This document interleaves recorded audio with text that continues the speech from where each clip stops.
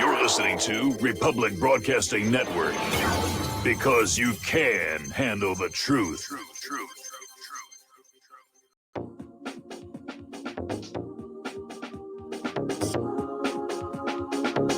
What really happened with your host, Mike Rivero, because World War III is a really bad idea. Here is your host, Michael Rivero. Well, I'm not your host, Michael Rivero. I'm David from Crucial Nonsense, and I'm here hosting again. Michael will be back on Monday. We got Ryan Dawson coming up on Friday. Today is Thursday, June 11th, 2020. Sure happy it's Thursday. Sure happy it's Thursday. Sure happy it's Thursday. Really, I am happy it's Thursday. This is the last time I'm going to be having to do this. Dealing with all the ugly that faces this world day in and day out, it really takes a big toll. And all the show prep that goes into what really happened and the website, it's really a lot of time that has to go into it. People don't really have a good concept of just how much goes into this because we've got a 2-hour show here and you see the website, but a lot of work and effort goes into this, and we have to trudge through all of this ugly day in and day out. And I'm glad that Mike's finally taking some time off to get some rest, but I'm going to be very happy to have him back in his chair so I can get back to doing some more stuff in the back end. In the first hour, I want to do something a little bit different today. I want to take a little journey into the lighthearted, humorous, and beautiful. Sometimes we lose sight of the depth of what we're facing and fighting here, trying hard to protect all this stuff, and we forget to actually live it. And if we forget to live what we're trying to protect, we've already lost. So we're going to talk about all that stuff. I see all this ugly every day, but there's even more amazing beauty still in the world just because it is, in spite of all of that stuff. So it's a wonderful thing. Today, I want to welcome a very dear, brilliant, and talented friend whose unwavering support and encouragement through these dark times has been a great source of inspiration. Kara, welcome to What Really Happened. Thank you, David. It's great to be here. I hope you didn't oversell the expectation, but we'll do our best. Yeah, absolutely. Well, we'll try to have a little bit of fun here and have a little bit of lighthearted conversation and talk about, some of the positive things, and maybe start talking a little bit about solutions and what we can do, to help each other out, because, we are all in this together, and there's been too much division, there's been too much hate, too much violence, and so much of this is unnecessary. It's been scripted from, the powers that shouldn't be, but here we are talking about the ugly again. Right. Well, David, you take a risk whenever you invite me because I kind of tend to take over. And I've actually been getting really hyped up about what we could talk about. And I think although we'll definitely be somewhat lighthearted and humorous and point out the beautiful things, it's still like serious as a heart attack stuff. It is. And that's okay. We'll strike a balance. That's actually what we're going to try to do. And it's important to have that balance because we do have to deal with the ugly things. But if we forget to engage in the beautiful things, we just go down this dark spiral and we lose ourselves. We lose what we are. We lose what we're fighting for. Yeah. Yeah. Well, you've set the stage really well for what I've been thinking about as I've been preparing to join you today. So thank you for inviting me. I really appreciate it. You're very welcome. Thanks for being here. I was looking forward to being able to do this with you. Oh, me too. So you want to know kind of what I'm thinking? Absolutely. What's on your mind? All right. So I have all these philosophical, high-minded thoughts that I am hoping will be weaved together as we have a discussion about the philosophical principles behind the chaos that is in the world today. And I think that will happen and can happen. And I've got some also ideas about a couple of questions that I want to throw out that would be questions I would ask to the listeners when you go to the taking the calls later. I've just got a couple of questions that I would really be interested to hear what their answers would be, how they would postulate answers to these things. They're questions that don't have an absolute answer, but we have to start thinking together as a body of people. We're under attack basically, and we all know that. We're under attack by what we call the left. I mean, it's not great to use labels and things like that, but there is a force. This is a spiritual battle. It's kind of like Star Wars all over again. I mean, put it in whatever context you want. There's a battle between evil and good, and right now it would appear that evil is kind of raging, but it doesn't have to win, and I don't think it will win. But we have to realize the power. You know, it's funny, you hear the communist expressions and things, and one of the things they say is power to the people. Well, it's a true statement, but truth is always ripped off from the true source. The people do have all power. In almost every constitution, in every state of the United States, one of the preeminent precepts that's almost always found at the beginning of their constitution is all power is inherent in the people. So my question, and I'd like to explore with you and your listeners today, is what Wow. Okay. to own that power? Lost you for just a second there. So re-ask that question because it dropped out for a minute. The gremlins don't want you talking. I think the question is Nope, too I'm sure important they to don't. be heard. So let's have it. Exactly. Okay, so I said in almost every constitution of every state in the Union of the United States, it has a statement, usually at the very beginning of the Constitution, that goes something like this. It says, all power is inherent in the people. Our whole system, even at the federal level, with our Constitution and our Declaration of Independence, and going back before that, you know, to the Magna Carta, is based on that premise, that principle. The power, it is inherent in the people. Freedom is a natural law, and the people have to stand up and declare that truth, that freedom, and they have to act accordingly. If we don't, if we allow ourselves to be subverted or to be oppressed, we lose that power. And my question is, what are we doing as people to assert our power? And then I also made the point that communism has all these sayings, you know, one of them is power to the people. Well, it's basically a true statement. It's just been bastardized. It's just been perverted. And the truth is always replicated by those on the side of the false. You know, communism is an evil force. Yes, and usurped. So the truth is power is inherent in the people, power to the people, but not in a rebellious, violent way, in a truthful, principled, ethical way. And so I want to just throw this around with you and discuss it. And I even have an allegory prepared to put this in that kind of a context as well. Hey, fantastic. What do you think? I think that's absolutely brilliant. And that really does go to the core of what we're dealing with here, because people have let this usurpation take so much of their power away. You know, give them an inch, they take a mile, give an inch and take a mile. And all of a sudden, you know, here we are, you know, facing this dystopian future, and we don't even know, you know, where our power is anymore. And we do need to start taking this back. And I hope that we can come together and do this as more a unified people, rather than being distracted to fight amongst each other, because that's certainly what they have us doing right now. Fight amongst each other, the racial divide, the gender divide, all these other divides, the right and the left and everything else. We're all human beings, and we all have so much more in common than we have different. Exactly. So one of the questions for people who are listening to think about and hopefully address some of their thoughts when they call in later is, what are we doing to assert our power? We talk a lot about the problems. We complain about what's in the news. We complain about our leaders. We talk about the corruption. But we have to be careful that we're not so busy talking about and complaining about the corruption and the problems that we're not taking back our power, right? Yeah. So I would like to say, you know, one of the things in that's in a example of what's happening right now that we could discuss this and kind of explore it is this whole thing of wearing face masks and looking at the little stickers on the floor and standing 6 feet apart from each other, which is called social distance, but really it's anti-social distance. Wearing those stupid face masks, having all these laws, not laws, that's the point. They're not laws, but rules that we're told to do.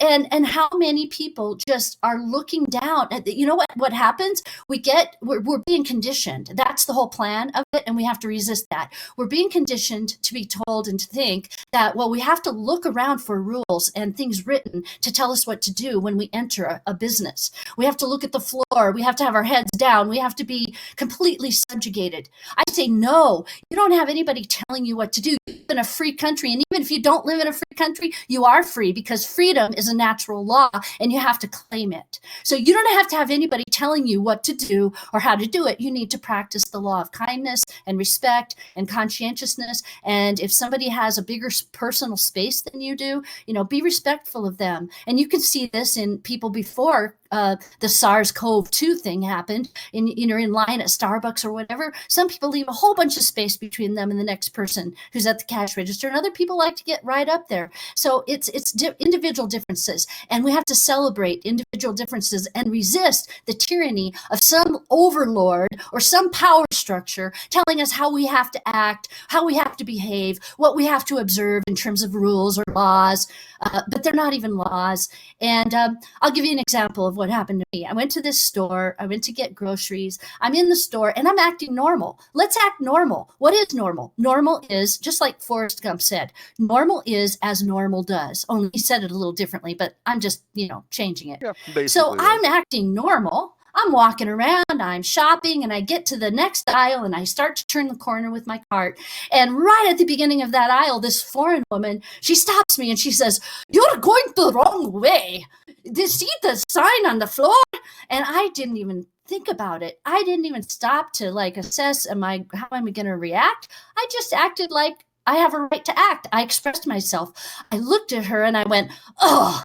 And I rolled my eyes and I just kept on going. I thought, this is ridiculous. It's crazy. I am not letting some corporate, I would like to swear right now, some corporate entity tell me how I have to act. Yeah, we all know the feeling. The question is, what are we doing about it?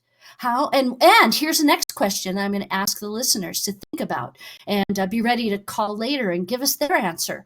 Why is it some of us are feeling so offended and so subjected, while others are just gladly following these rules and so happily looking at these things on the floor and all the instructions, and we just want to comply? And it seems to me that more people are complying than there are who are pushing back. However, there's quite a few people pushing back. If nothing else, some of them just aren't paying attention to what's on the floor, which is great. We shouldn't have to walk around everywhere looking at the floor for somebody's edict about what they think we should be doing.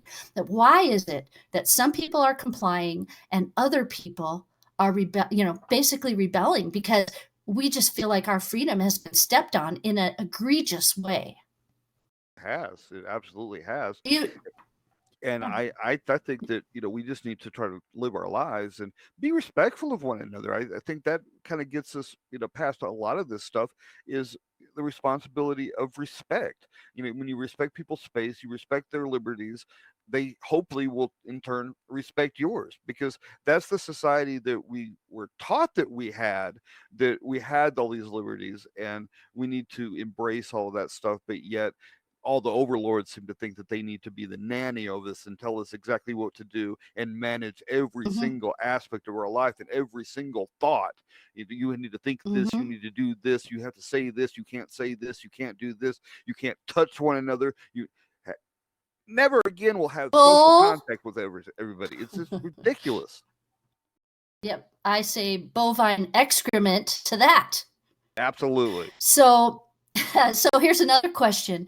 This goes to, in a philosophical sense, and layering the onion and everything, it really goes to the question of, what are our values? What are our collective values? We have lost a barometer on what are the values. And now we really don't have a common set of values anymore. So it's a free for all as to who is in control of this whole tug of war between what really it's a control grid of what's going to happen, what's not going to happen, and what do people believe and what do they not believe. People don't know what their values are, and they don't have the same principles. And so I would suggest that we need to reestablish common principles as much as we're able. Because if we don't, we're going to continue to have people say things like Black Lives Matter, and then other people say all lives matter. And then the first people are going to say, well, you're just saying that Black lives don't matter. All lives matter. And there's this complete disconnect between them. And then you also have more controversial parts of that, like, well, then, if all lives matter, do we believe that all lives matter? How about the ones that are in the womb? How about the ones that have been, started their journey into gestation, and they're actually a full complete set of DNA and genetic material, but they're being occupied in the body of some other human being? Do all of those lives matter? Do they not? We need to be able to have conversation about this. We need to be able to talk about what we would all consider truth, and we need to be able to have rational conversation that's based on rationality and logic and argument, rather than, oh, well, let's just go on a witch hunt and try to ruin someone's reputation and say, well, don't listen to them. Don't listen to anything they say because, they're a bad person. I mean, that's crap. And we need to just call it what it is. It's crap.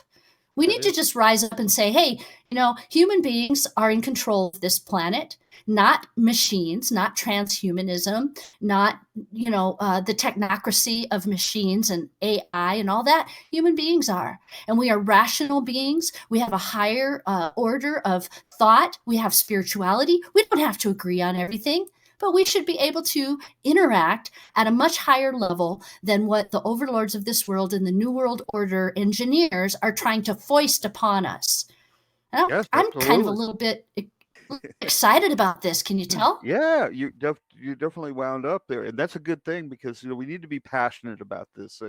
Taking passion to it, and I think at the core, the golden rule, treating people like you want to be treated, should be at the core of everything. I think this is a very simple precept that if everybody followed that, it would be a lot better world. Instead, the golden rule they think is whoever has the gold makes the rules, and that's really not how it's supposed to be. But that is how it is, and that's another thing I've been contemplating. It's like, okay, what are we doing to break out of this, what, if you will, to steal someone else's phrase, this prison planet? We are all at the mercy of those who do control the gold. I think it was Rothschild, one of the Rothschilds, he said, give me control of the money, and I don't care who makes the rules. It's really true. So we all participate in the monetary system that we've been given, and we know that that is enslavement.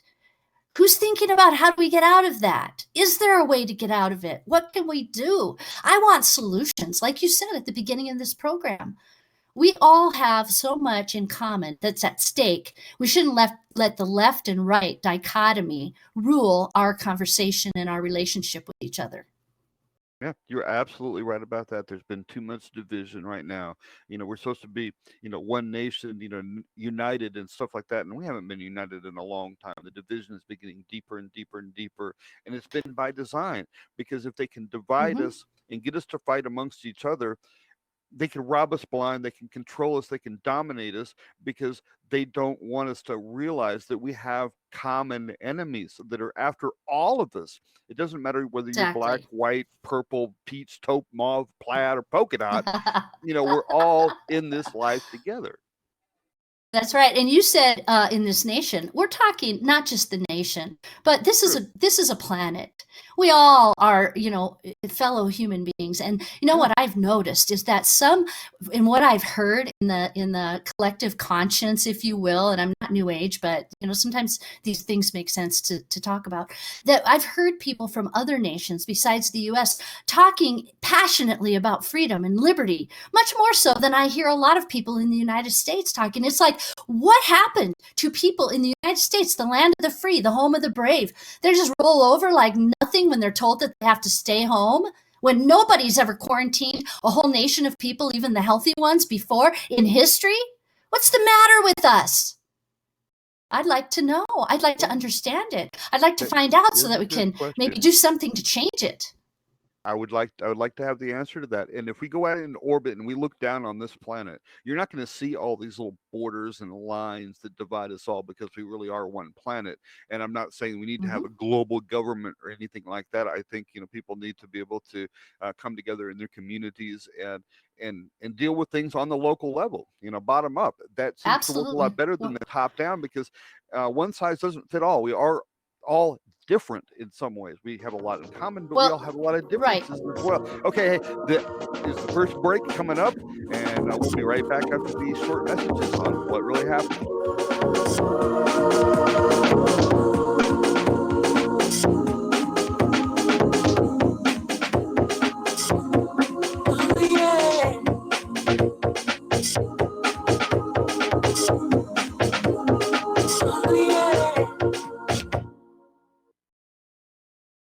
This is too good to be true, except this time it is real. 100%. No joke. How about a $25,000 membership to Front Sight Firearms Training Facility as a thank you bonus for a one-time donation to RBN of only $500? It is a Commander lifetime membership with no yearly fees or dues. The training is free for the rest of your life with over 50 different classes. Then leave it to your designated beneficiary. You provide the approved firearm, holster, ammo, eye, and ear protection. Many features and bonuses are included, more than you would ever expect or believe. This is the ultimate graduation present, wedding gift, etc., etc. See the details. Go to RBN's webpage and frontsight.com to make it happen. You will hear this offer only on this radio network. Help keep RBN alive. Tell 5. Folks, we're living in a world the likes of which we've never perceived any clearer than we do now. The plan for global governance has been in the works for generations and would have likely been achieved by now, but for the fact that the globalists left open their Achilles heel. With all their tools, Federal Reserve System, fiat currency, no child left behind, and then Common Core education introduced to our schools to dumb us down, vaccines, pharmaceuticals to lobotomize us, GMO foods, insertion of compromised or bought and paid for politicians, judges, mainstream media propaganda, all pieced together like a puzzle designed to ultimately bring the world under submission. But with all their strategy, they forgot one thing: knowledge. And knowledge is power. With knowledge, their bombardment is nullified. Folks, with that, as brilliant and knowledgeable as you've become, among the wisest audience of any radio audience in the world, and you are, I want you to take a moment to reflect and ask yourself, how much of that knowledge did I obtain from Republic Broadcasting Network? How high has my consciousness been raised since I've been a listener? How fast am I now able to discriminate truth from fake news by being a Republic Broadcasting listener? How clear am I now able to see the world since I've been listening to RBN? Ask yourselves those questions, folks. Then ask yourself, what is that knowledge worth to me? Like my morning coffee, how would I survive without it? A voice of truth in a sea of lies. Do we not all need to make sure it survives? Like public broadcasting, we are now finding we can only survive with listener support. Censorship, advertisers being attacked, truth itself being attacked. It's the only way through this. We at Republic Broadcasting humbly ask you to become a supporter. Look at your budget and make a determination of what Republic Broadcasting is worth to you and what you can afford on a monthly basis. Go to republicbroadcasting.org and pledge 20, 30, 40, 50, if possible, 100 a month or more if it's affordable. Click the donate button and become a regular monthly donor. Assure both us and yourself that Republic Broadcasting truth will continue to flow like that morning coffee. The network thanks you.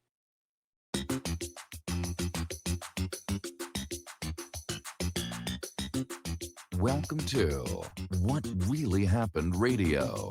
Visit us online at whatreallyhappened.com. And now, set your eyes on the future and let's consider what really happened. All right, we're back here. This is the David Harris Show.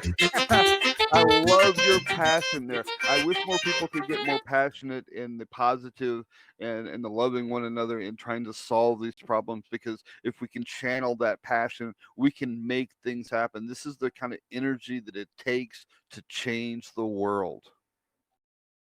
Amen. Well, thank you, Dave. I'm having fun, and I'm just going to keep pushing if you'll let me. Yeah, go for it. I think this makes for great radio. We're either going to get good calls or bad calls. Either way, it's going to be interesting. So let's just keep going. Yes, it will.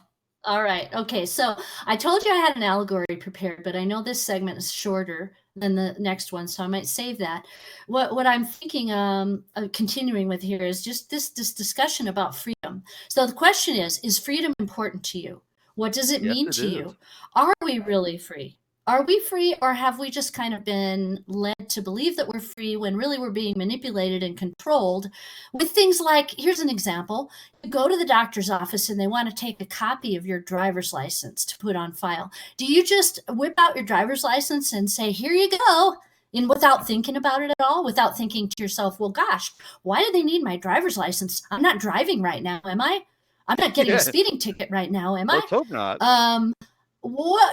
Isn't that what the use of the driver's license is? Well, you know what? There's some uses of your driver's license that are going to be coming, and this is just sort of, I believe, getting things done ahead of time. Your driver's license has now become a real ID, and you're going to be tracked with biometrics, and you'll have this little chip in your driver's license, and you can't get on an airplane unless you have the real driver's license, because it's going to be the national ID card, on and on and on. And so you're going to be tracked in all these other ways as well, like when you go to the doctor and your medical records. You were told that medical records, electronic medical records, are really a good thing, and that your rights were being protected when you would sign the HIPAA form and say, oh yeah, this is, the lady gives you the form and she just says, you need to sign this because this protects your rights. Bull crap. It doesn't protect your rights. It gives them the right to use your information for insurance companies and other people to use the data in the aggregate, they say, but still they're using your data. And you know what? The truth is, you don't have to give them your driver's license, not right now anyway, maybe later, depending on how many sheeple just roll over and give them a copy of it. Then they reach a critical mass, and pretty soon, oh, everybody's accepting that new system. I guess we all have to do it now. Oh, now there's laws against it. If you don't, you're going to go to jail. Well, there's not laws against it now. You don't have to do it, and you don't have to sign the HIPAA form. You can say no. Think about it. If you had to do what the HIPAA form is legitimizing, then you wouldn't have to sign it, because it would be a law, and they would have legislated what HIPAA does with your exactly. records. So the fact that they need your signature means that they need you to voluntarily consent. Well, you voluntarily consent by signing, but they trick you into making you think that, well, you have to sign it, because the lady at the front desk who doesn't know crap from apple butter will say to you, yeah, you have to sign this. No, you don't have to sign it. And you think, well, no big deal. It's just a little form. I don't want to make a big scene. I don't want to have to, be known as that person who goes to the, whatever place, whether it's a doctor's office or someone else, and makes a scene. Well, you don't have to make a scene. You just have to politely say, no, thank you. I prefer not to sign that. But what do? We have become so conditioned, led around by the noses like little compliant children, and we think we should all get along and we should all be, polite. We worry about what other people would think of us. I would say that if we're doing that, we really don't care about freedom, because freedom is for a bold people. Freedom is for somebody who respects themselves and is willing to stand up when it's necessary, and doesn't just roll over because somebody says you have to sign this form. We need to start waking up here, folks. I know I sound like a school marm. I can't help it. I just believe so strongly. I do too. can people, we're on the same page can people there. start to see, though? Can they start to wake up? I mean, we're probably speaking to the choir of a lot of people who already know this, can already sense it. But what about the rest of them who just think, oh gosh, I wouldn't want to do that. I wouldn't want to be known as that person. I wouldn't want people to say I'm a troublemaker. I wouldn't want this. I wouldn't want that. Well, meanwhile, are they noticing these other signs that we're seeing in the culture now, like Facebook and YouTube censoring everybody, even people who have perfectly good credentials and are telling the truth? Are they seeing that, Especially the people that are telling the truth? They're censoring anybody that wants to speak truth to power. Anybody. And do you need to have? This is ridiculous. Do you need to have credentials? Do you need to prove? Let me give you another example. So in other countries, they don't have quite as much supposedly or theoretical freedom as we do. And I know of a case in the UK where a guy went to his city council and he complained about, I think it was LED camera lights, street lights that were being installed in his borough or whatever, his village. And he got in big trouble. They threatened to throw him in jail. They took this legal action. And then he went and he testified and he said, well, I have a background in the military and in weaponized systems. I know this technology. I know what can be done with these LED street lights, and I'm against them. And he, then what happened was the person in charge, the magistrate, said, oh, you're credible. We won't throw the book at you. So does it depend on who you are? Yeah, I don't know if it does or not. I think truth can stand on its own. Hey, we'll be right back after these messages.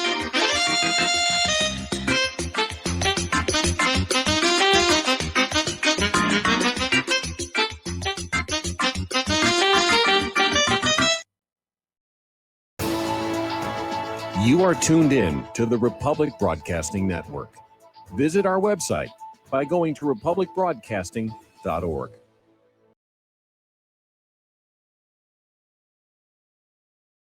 So, you love talk radio? Then you'll love TalkStreamLive.com. TalkStream Live is always on, 24/7, with the best streaming talk shows. Find your favorite talkers and discover some new ones. It's free, readily available online or on mobile with any smartphone or tablet. Finding your favorite talk shows all in one place has gotten a whole lot easier. Just go to TalkStreamLive.com. Be sure to download the free apps from Google Play or the iTunes App Store. The Republic Broadcasting Network late night premiere show of Redfield Hardcore is hosted by activists that want to hear from you, the listeners. So that you can get involved in the activism, please call in at 800-313-9443 at 10 p.m. to enter the discussion. To book yourself as a guest, call our studio at 202-657-5715 or contact RBN staff. Remember, keep it real and take the red pill. Corporate media dominates the American opinion. Finding independent voices that counter this avalanche is becoming increasingly difficult. With the endless corruption running rampant throughout our government, independent voices are needed more than ever to battle the offensive against our freedoms and liberties. As a listener of RBN, no one understands this concept better than you. Now it's up to you to do your part. The time has come for you to take action and begin broadcasting the truth to hundreds or thousands of people every month. Sound impossible? Quite the contrary. With pointed slogans from LibertyStickers.com, you can reach countless sleeping Americans unaware that they live in a real-life wonderland. LibertyStickers.com has a huge inventory of political bumper stickers and messages that reflect the truth about our government, our politicians, and the future of America. With so many in stock, there's one perfect for you. Visit us today at LibertyStickers.com. Again, that's LibertyStickers.com. Do your part. Your voice is important. Let it be heard. Extend your life with Extendovite. Extendovite really works. Here are some reviews from Amazon.com. John Hess, 5 out of 5 stars. Awesome. Probably my only review, but at age 40, I was getting bad heart throb and left arm pain, mainly before bed. I even stopped smoking and drinking sodas for a month, and that didn't work. After one day of taking Extendovite, it was gone and hasn't returned in 3 years. I've ordered Extendovite 13 times, so Amazon just said. Juliet Hordick. I've ordered this product before in liquid form. It is fantastic. My whole family's been on it. To order, call 1-877-928-8822. That's 1-877-928-8822, or visit our website at heartdrop.com. Extend your life with Extendovite.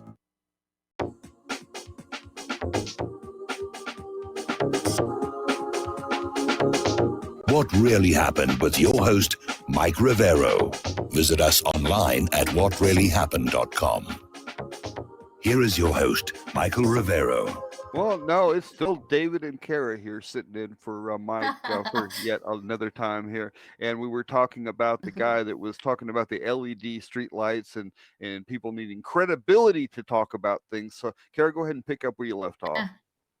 Okay, sounds good, Dave. And I think we should, for today, we should rename the show "What the F Really Happened," or no, what the F is really happening. That's what it would be for today. But that's kind of covered in the daily title for the show, which is fantastic. So this gentleman's name is Mark Steele, and as I said, he's an expert. I'm familiar and he with spoke Mark out. Steele. Yeah, a lot of people are. And the point is that in the UK, the judge could put him under a gag order and say, you can't talk about these 5G, LED lights, street lights.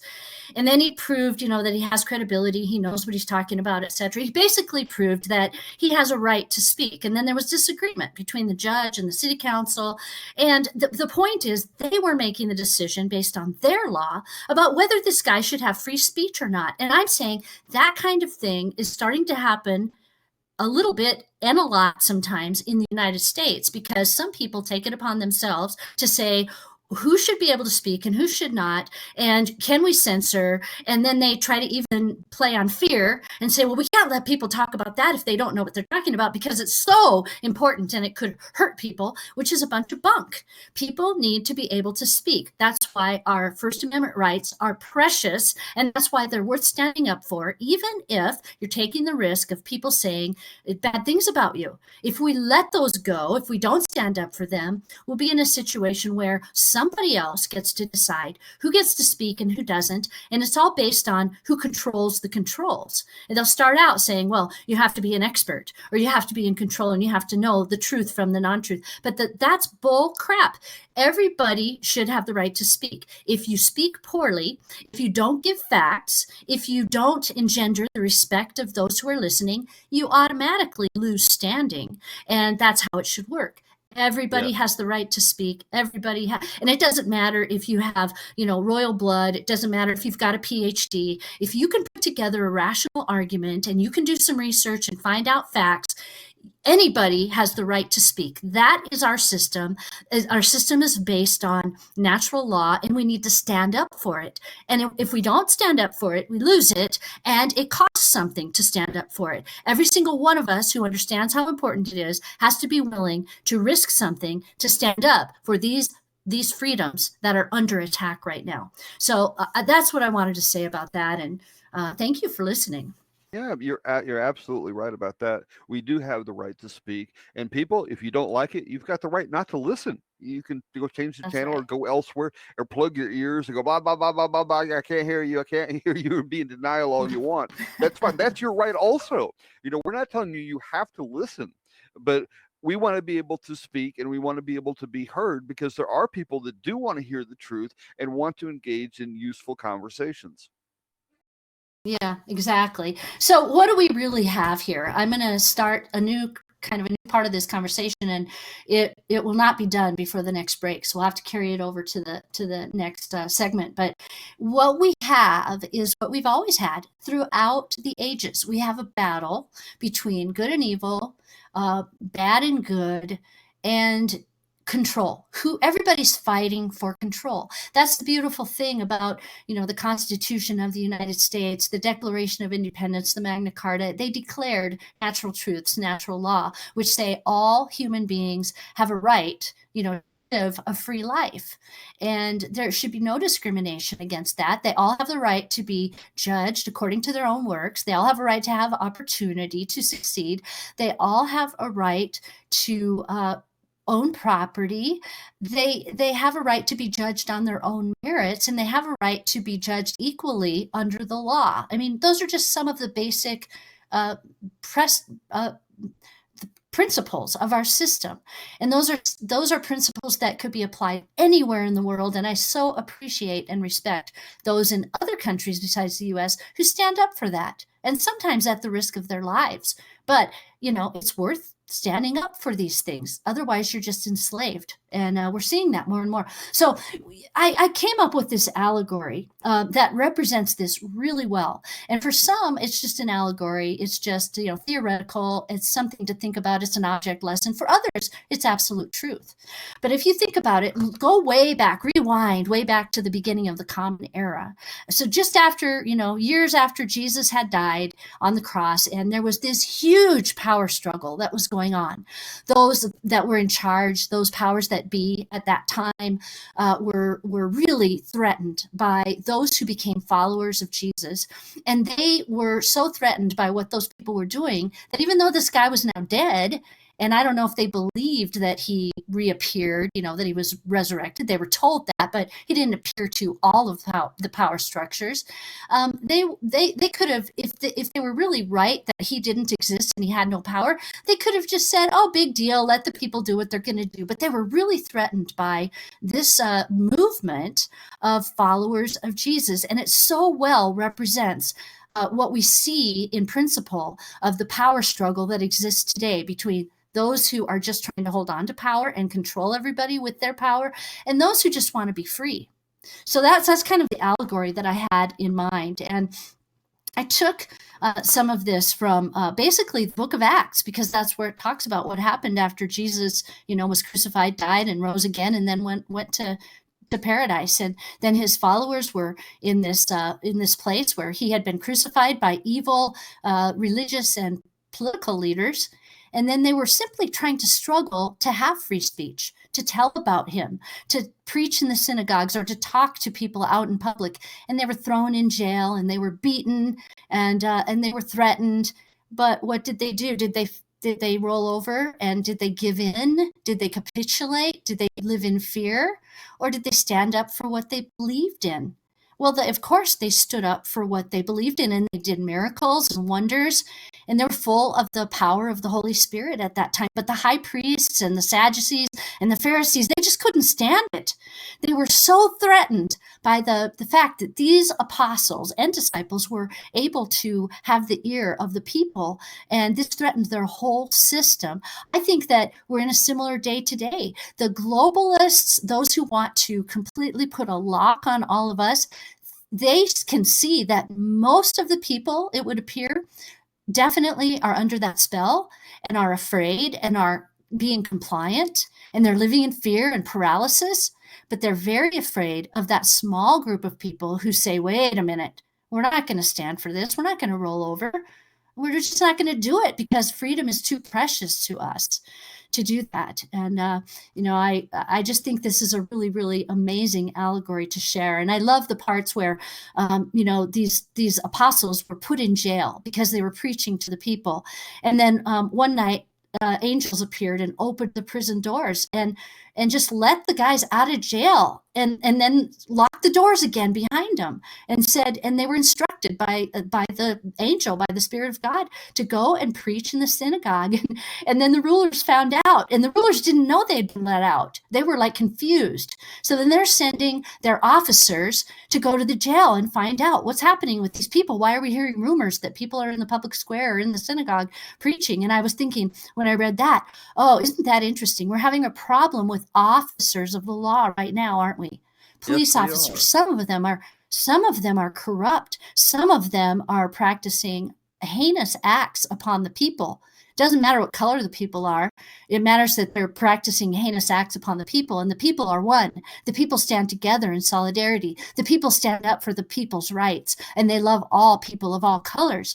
And so guess what? When you have a corrupt government in place, well, then you're probably bound to have some corrupt police officers who are just doing the bidding of those corrupt people in power, right? Yep. So very interesting. There's also a lot of good officers out there that become targets because of these bad apples. So I would implore the good ones out there not to look the other way, not to be just complacent. We're not going to do anything about that, because really it's more important than ever that you police your own ranks, because we need to be able to, hold you guys in high esteem again and say, yes, these guys are here to protect and serve, and you are important to us all, because we need you to be able to keep order. This is a very important function. And when this starts to break down because of the corruption, it all becomes a whole lot more difficult for everybody. Well, it does, and you make a good point. Of course, the majority of police officers are good people, and it hurts my heart to think that now they feel like they're targets, and they have to feel uncomfortable when they're, what about when they're off duty? What about when they just get off duty and they're by themselves in uniform and they have to go get a gallon of milk or go to the grocery store? This has put them in danger. This is wrong. But the point is, the analogy is that we live in a corrupt and evil time. Those powers of corruption corruption have gotten very strong. We're not at the same place we were, 50 or 75 years ago. We have been undermined, and there are sleeper groups and people like George Soros who have been planning and plotting for years and getting vast organizational networks in place, and they've put on great propaganda campaigns to try to infect the minds of young people who really don't have any principle or values. This is why John Adams, our second president, said our system is a system that was made for a religious and moral people. Think about that. If you don't have a religious and moral people, and morality often comes from a religion, and I think religion can be terribly corrupt. I think when I think of it more as a spiritual thing than a religious thing. But the point is moral. If you don't have morality, you're not going to be able to handle freedom, because you're not going to be able to respect the rights of other people. You're only going to care about your own rights. Well, what do we see now in our culture? People caring only about their own rights. That's very selfish. That's exactly what's going on. That's very destructive. And there is a definite disconnect between religion and spirituality. The religion often gets in the way. The religion is always the excuse for doing heinous and disgusting things and being able to use as the control paradigm of the masses. We need to break free of all of that. Well, we do. So this little section I was talking about is found in chapter 5 of Acts, and then these high priests and these government officials, they finally caught up with the apostles who'd been let out of jail by the angel, and then they cornered them. They were still afraid of what would happen if they let the people see them abusing them. So they said, "Did we not strictly command you that you should not teach in this name?" They were really threatened by the name of Jesus, by the way. "And behold, you have filled Jerusalem with your doctrine. Oh dear, your thoughts, your ideas. Terrible that you should have free speech in an age of tyranny.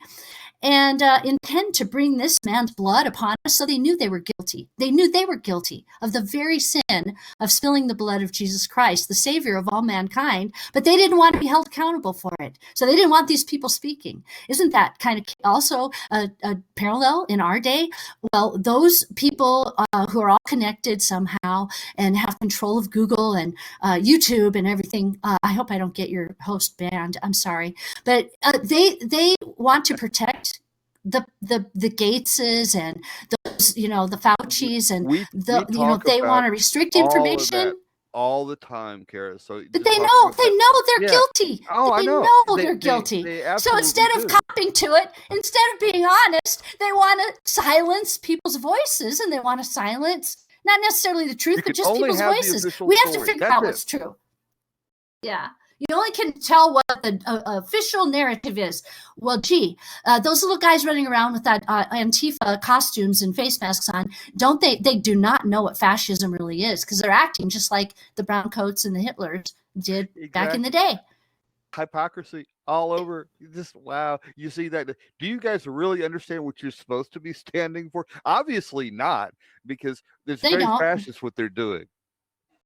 Well, they're just full of rebelliousness, and they're getting a check to go out and be hired to do these protests, and they're filled with lawlessness and violence. They delight in doing violence. They love to destroy things. They like to hurt people.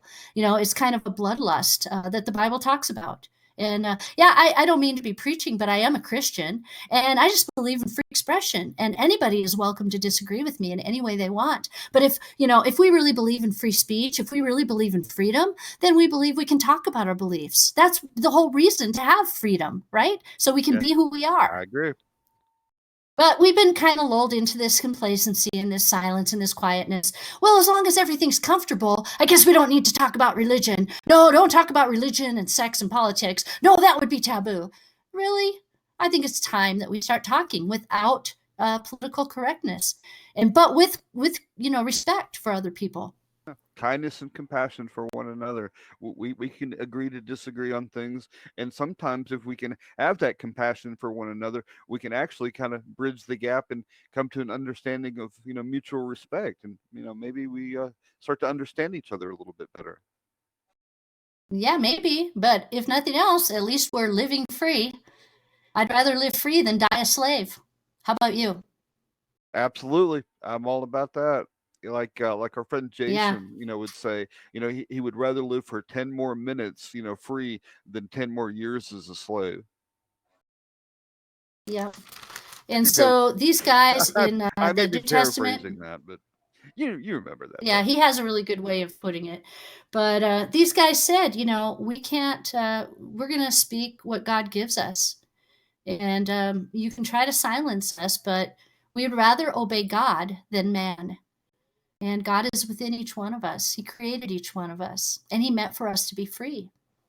We have to assert that. We can't wait for someone else to give it to us or to guarantee it for us.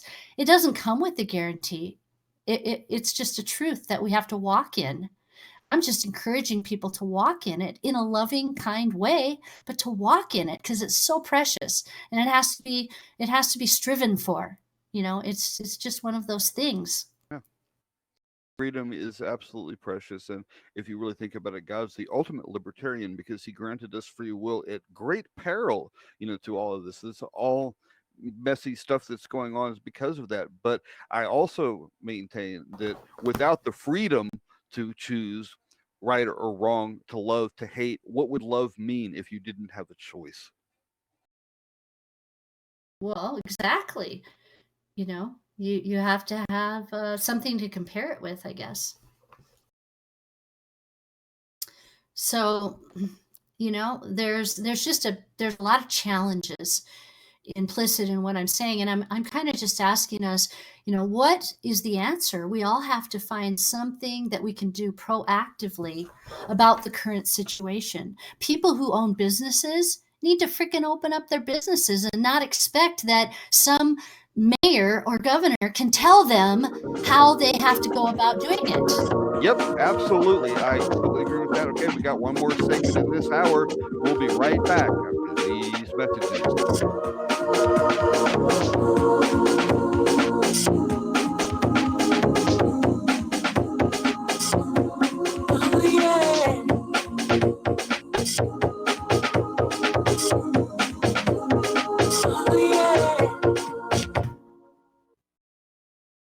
Homeowners, are you in foreclosure, expecting to be served with a foreclosure lawsuit, or suspect your lender has coerced you into an illegal mortgage transaction?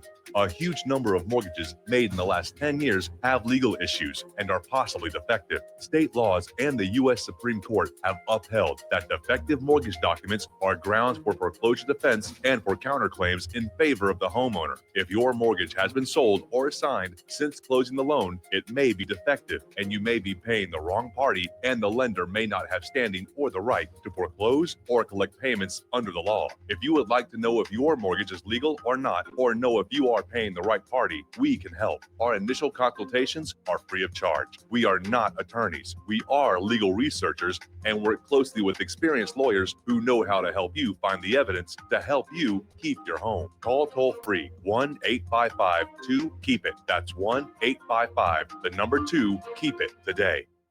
Did you know that you can be tracked and traced when you're online? With identity theft and cybercrimes on the rise, your passwords, your identity, and even your physical location can be revealed to complete strangers. Would you like to surf the internet anonymously and not have to worry about these threats? Well, now you can by visiting patriotinternet.com. For about $2 per month, patriotinternet.com will conceal your IP address and your physical location, allowing you to browse the web, send emails, and instant message anonymously. patriotinternet.com will bypass filters, block sites, and keyword blocking.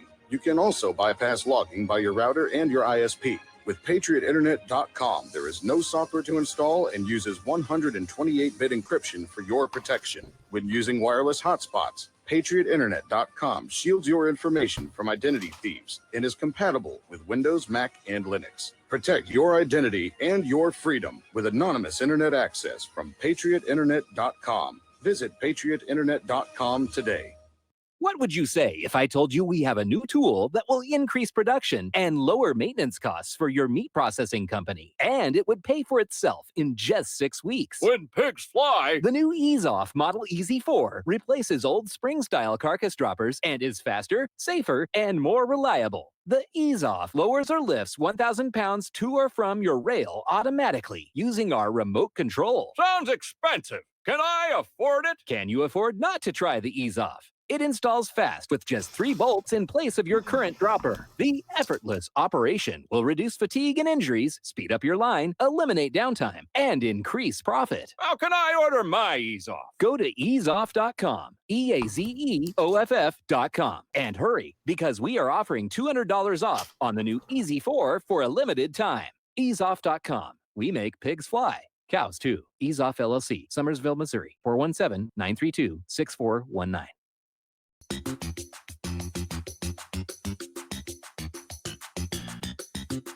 Welcome to What Really Happened Radio. Visit us online at whatreallyhappened.com. And now, set your eyes on the future and let's consider what really happened. All right, this is the last segment of the hour here. I want to throw the number out, 800-313-9443. Let's start stacking up the phone lines here for the second hour. Kara's got an appointment to get to here, so she may be back before the end of the show, but this is going to be the last segment for right now. So go ahead and now give us a wrap up there.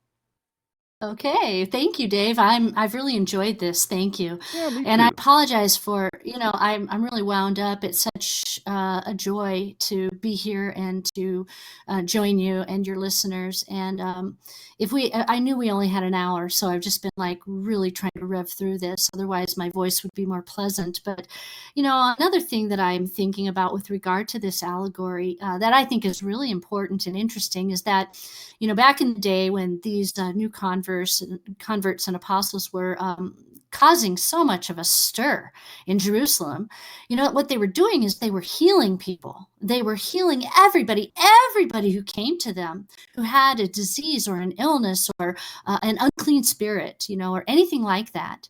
They all got healed, even by the shadow of Peter passing by them, kind of like Jesus when he was still here.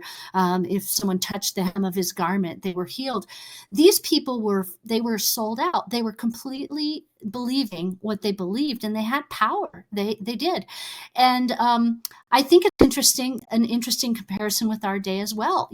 The power structures that be, they were really up in arms. Oh my gosh, these people are getting healed. These people are doing works and wonders and miracles. We can't have that. We need the people to be dependent on us. And we need them to come to the synagogue and to the religious places to give us their money and depend on us and look to us for instruction. Same thing happens today.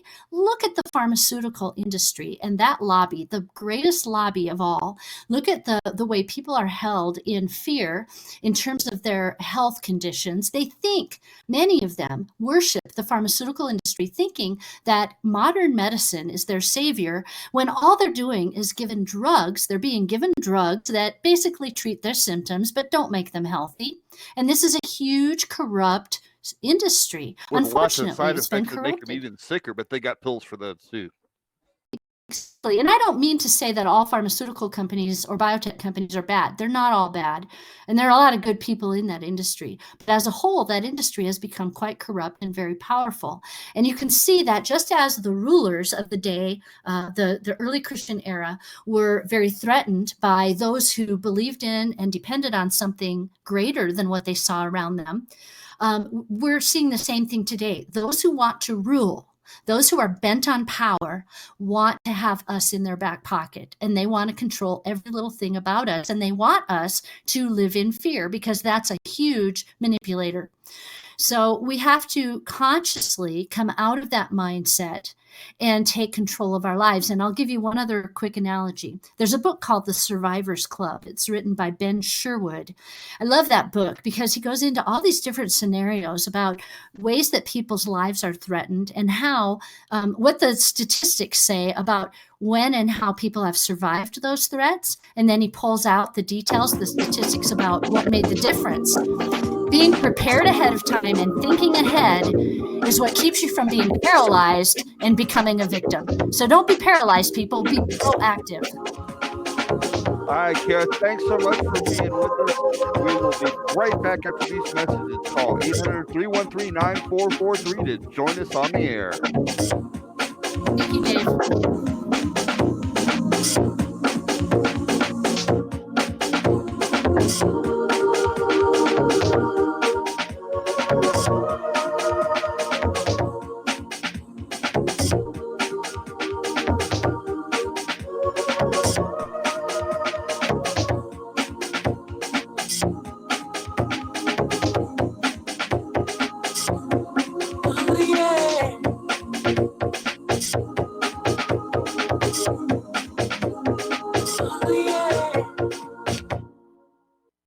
Is the Second Amendment your line in the sand? Is the United States Constitution important to you? Are you worried about gun confiscation? You need to join us for free at gunconfiscation.com. At gunconfiscation.com, you will meet like-minded patriots, get the latest Second Amendment news, and find anything you need to prepare for gun confiscation. Visit gunconfiscation.com today. That's gunconfiscation.com. Which side are you on?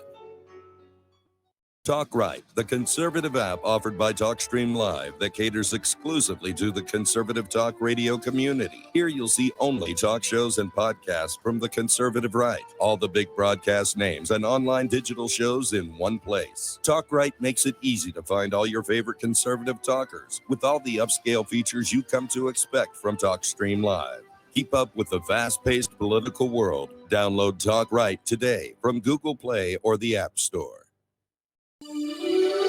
This is RBN, the Republic Broadcasting Network.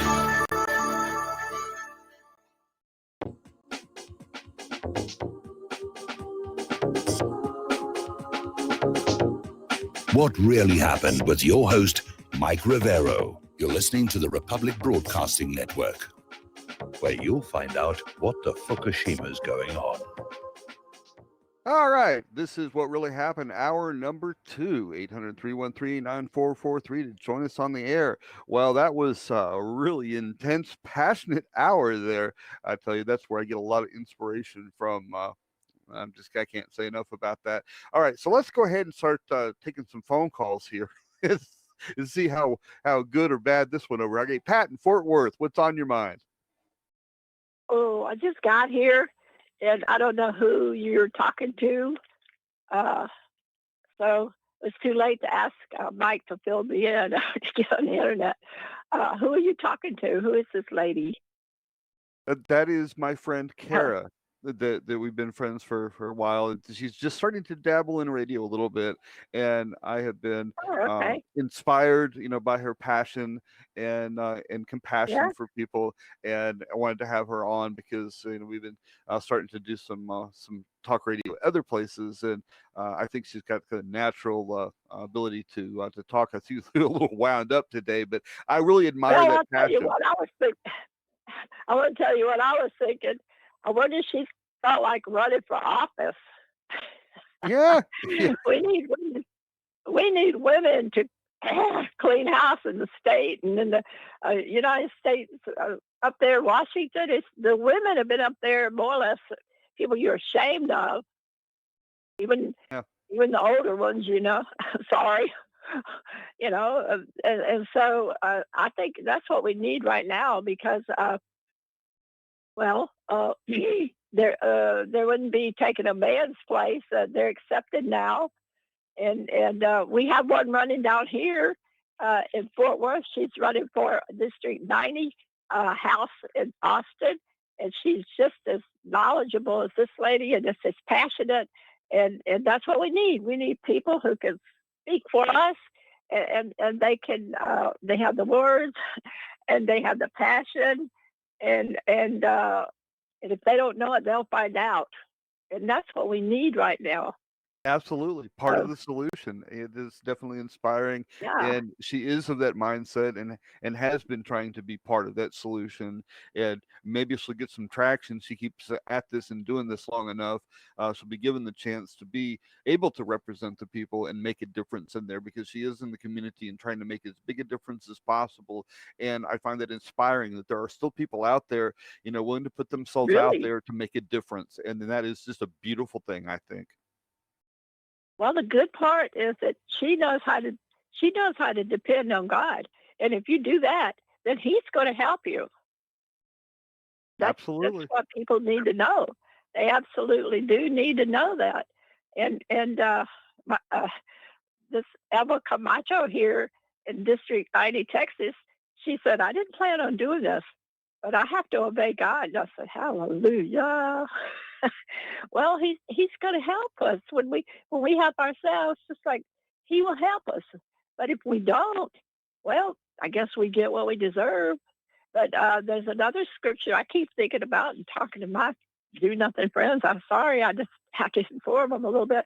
But It's not like Sodom and Gomorrah yet. God could only find 10 righteous people. I couldn't find 10. I said, however, it says, to whom much is given, much is required. That's Yes, what we don't think I about. I We've been given absolutely agree much, with that because and so we can't get by with what Sodom and Gomorrah got by with a long time and all that sort of stuff. I mean, we got to do better. And we can't just go cheer everybody else on. We got to get out and do things. I used to tell Ron Paul people, the bigger your sides don't mean anything. You got to get out there in the trenches and do things. And they did it. We actually had people running for precinct chairman. It was amazing. And right here now, they're looking for about 50 GOP people to run elections. Isn't that sad? And they're killing all the old people and the nursing homes that do it. They're killing the people that have been doing it. So we're not going to have any young people with our mindset if we don't recruit them when we see them somewhere. So I'm not taking any credit for anything God's doing, but I'll just back them up. That's what I want to do. Thank you very much, Karen. God bless you. Okay, thank you for the call, Pat. Yeah, we do have to do what we can, and those who have all these gifts and all these passions, it's more important than ever to be able to share all that stuff and be able to do useful things and try to make a difference. And it's inspiring when people do that. And I've actually met some people in the younger generation that are of that mindset, that are out there trying to make a difference. So all hope is not lost. There's still good people out there. They're just not being heard from as much because the media, this corporatized fake stream media, wants to absolutely just say, okay, it's all this, it's trying to paint the picture that they've already won, that there's no sense in resistance is futile, you've already been assimilated, go back to work, slave. But that's not the case. Okay, let's get to the next call here. Chance in West Virginia, what's on your mind? Yes, hello, Dave. It just might be too late. And let me tell you why, because too many people are hypocrites. Playing this kumbaya violin is useless now because things are really getting out of hand. Every organization, every race is responsible for keeping their own house in order. Now look what's happening. Law-abiding, innocent whites and innocent blacks are caught in the middle of this. Yep. Right? I don't side with neither group that are out there on the streets. People side with the cops because they don't want to or know how to protect themselves. In other words, they're wusses. Now, don't tell me that people are wusses. They don't want to protect themselves. They're out here. They're revenue collectors. A seat full of people over for working people of all colors for seat belts, license plate lights. Now, is this necessary? I ask you. No, it's not. And I don't side with the violent communists neither, or the imbecilic liberal imbeciles. They're useless. What's being happened here is, like I said before, the law-abiding innocent whites and the blacks, law-abiding ones, are caught in the middle of this. And here's why I don't think we're going to have a solution to this. Just look at your Democrat-Republican situation, right? Democrats take you over the cliff at 100 miles an hour, Republicans at 50 miles an hour. So in other words, people say, I vote Republican because they only take away some of my rights instead of all of them. You know how idiotic that damn sounds? How about no, you don't take away one single right. No, but they don't think that way. This is why I have no faith in people. Yeah, and look what's happening with these cops now. Getting down on their knees, taking a knee. Now, you expect a man to protect you who gets down on his knee? I'm sorry, that just doesn't make sense to me. I mean, let's wake up here, folks. White and black, the law-abiding ones, whites and blacks. You're being caught in a vice grip by both sides. We don't need neither of them. Sit back and watch them kill each other off because both sides are no damn good. Yep, it's all a divide and conquer thing. The establishment wants us to fight amongst and never each mind other. this kumbaya, because even law-abiding black people know this is nonsense too, just like law-abiding whites did it. That's all nonsense. It's kumbaya, violin playing. No, every house and organization and race is responsible to keep their own house in order. I agree. So sit back, watch the show. I only feel sorry for those innocent whites and blacks whose lives are in jeopardy and whose businesses is burning. That's all I feel sorry for. As far as I'm concerned, the rest of them can go kill themselves. Sit back, open up the popcorn, and watch them knock each other off because they're both useless. That's all I got to say. Thank you. All right, Chance, thanks for the call. Okay, phone lines are open, 800-313-9443. Yeah, we have been divided amongst each other, the right and the left, the Democrat, the Republican. It's a whole bunch of ridiculousness. And they wanted to do this, so we would fight amongst each other. Will they rob us blind? Will they control everything? I mean, look at the depth of what the banker fraud has done to us, plunging us into this unpayable debt. It's just beyond imagination, how deep all this stuff is. Wow. And we should be really railing against that. Instead, we're railing against each other, and that's so counterproductive. We need to come together. And yes, Chance, I agree that each of these people need to get their own houses in order, but we do need to have a little compassion for one another. All right, Mark in Seattle, what's on your mind? Yeah, this is Mark from the left coast, and I think that we just need to arm ourselves with a little more intelligence. We're pretty on target here with what we're talking about, but I think a lot of people don't understand how to actually put up a good fight, whether that's when they get their rights stepped on, they just kind of turn their backs on it. They don't know where to go. They don't know where to start. And that's probably where people fail themselves, is they get all fired up, start yelling, and they don't think about what kind of productive actions that they can actually take. Like, hey, you got bad cops, hold them to account. Start that process. If you got a fair standing, make sure that these guys are held to account for their actions. Collect the evidence, go to the right person, start that process. But we're not doing it. No, we we're see not. it kind of getting done right now, but we see it hijacked in this process because somebody comes along and starts a counter protest. And guess what? We got to hold those guys to account too. Yes, we do. Absolutely. That's the problem with the big organized things, because whenever you try to get this big organized movement, this establishment's real good about sending in their provocateurs and their infiltrators, and they hijack it and they take it off the rails. And that's why you got to find some kind of way to have a leaderless kind of resistance, where everybody's kind of taking care of their own communities and their own neighborhoods to be able to start building this thing back up from the bottom up. Because a top-down solution for this, it doesn't work. I mean, we've seen what top-down does to us over and over and over and over again. It keeps failing. So why do we keep doing the same things? Because we don't know any better. Apparently we're dumb. not. Sorry, everybody, but we're stupid. Not everybody, but a lot of us. We're stupid. We don't know any better. We're just going to sit there and listen to other talk radio. We're going to let them do our decision making for us. And a lot of people don't want to go do the heavy lifting to research the issues and form their own opinions. They're just regurgitating this stuff. They don't really have their own standing on things. They got a little bit of a discomfort, but they're not uncomfortable enough to do their own homework. I know it sounds harsh, but these are harsh times. They are harsh times. You're absolutely right about that.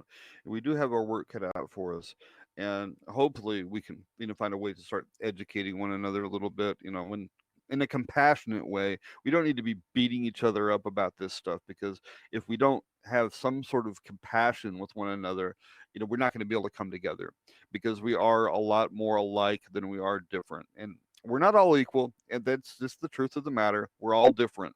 In order to be all equal, we'd have to be exactly the same clone of the same person, having exactly the same life experiences. And we're all different. The diversity is a beautiful thing, but we all do deserve equal standing under the law, and we shouldn't be treated any different from an establishment and a legal standpoint.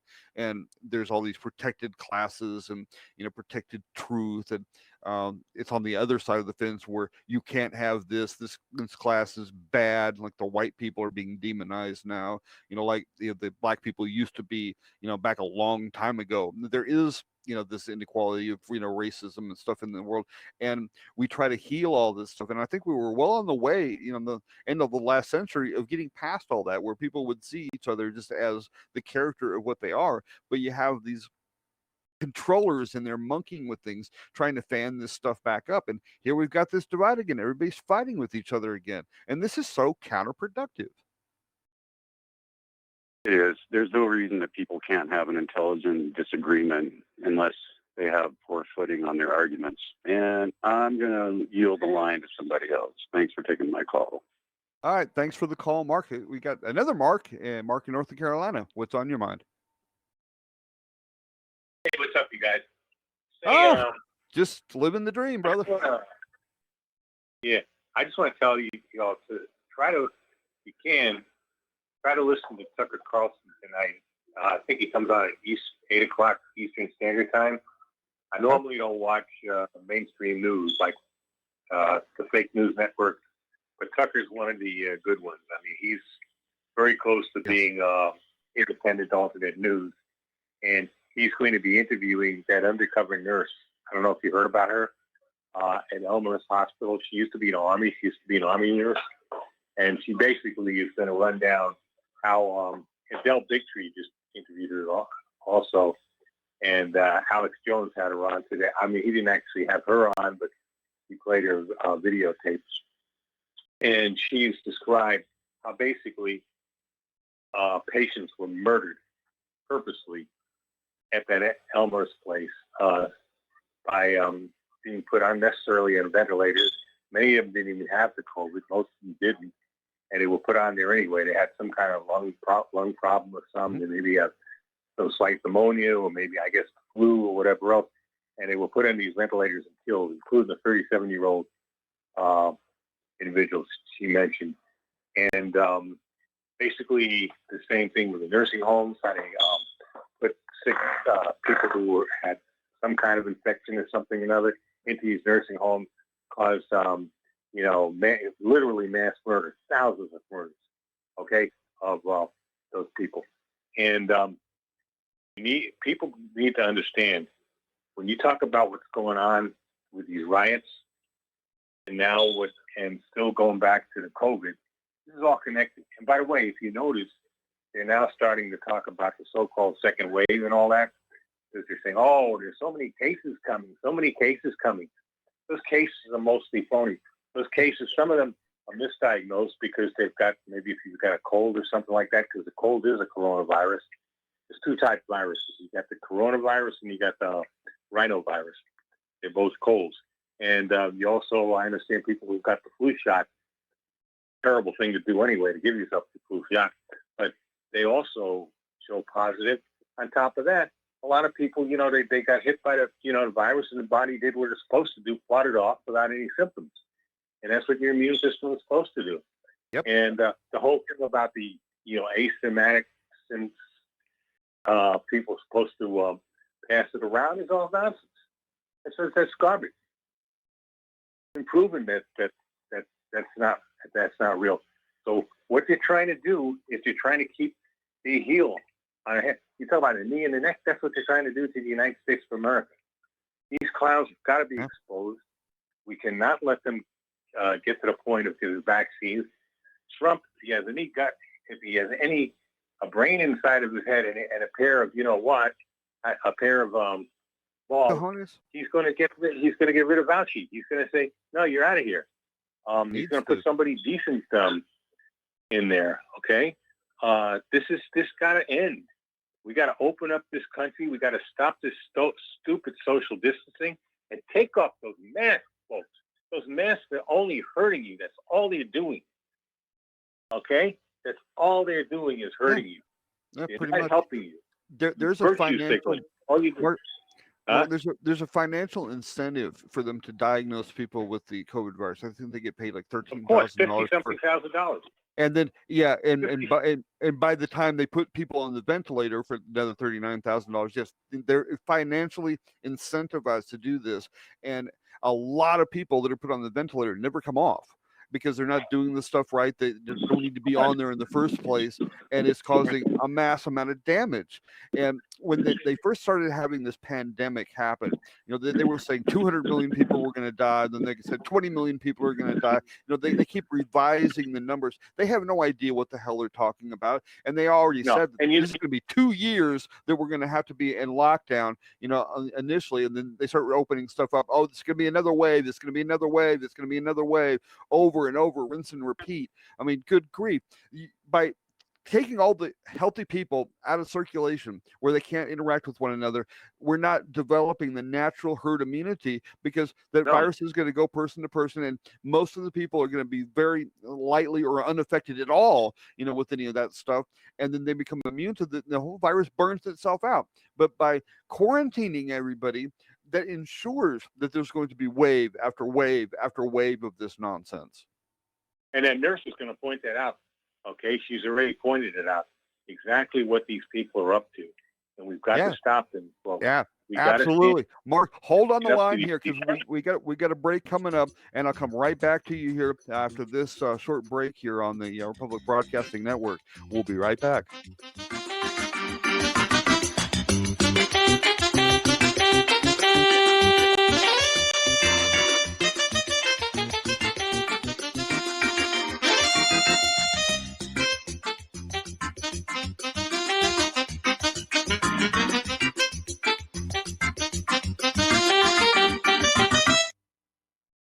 What would you say if I told you we have a new tool that will increase production and lower maintenance costs for your meat processing company, and it would pay for itself in just 6 weeks? When pigs fly! The new Ease Off Model EZ4 replaces old spring-style carcass droppers and is faster, safer, and more reliable. The Ease Off lowers or lifts 1,000 pounds to or from your rail automatically using our remote control. Sounds expensive. Can I afford it? Can you afford not to try the Ease Off? It installs fast with just 3 bolts in place of your current dropper. The effortless operation will reduce fatigue and injuries, speed up your line, eliminate downtime, and increase profit. How can I order my Ease Off? Go to easeoff.com, EAZEOFF.com, and hurry, because we are offering $200 off on the new EZ4 for a limited time.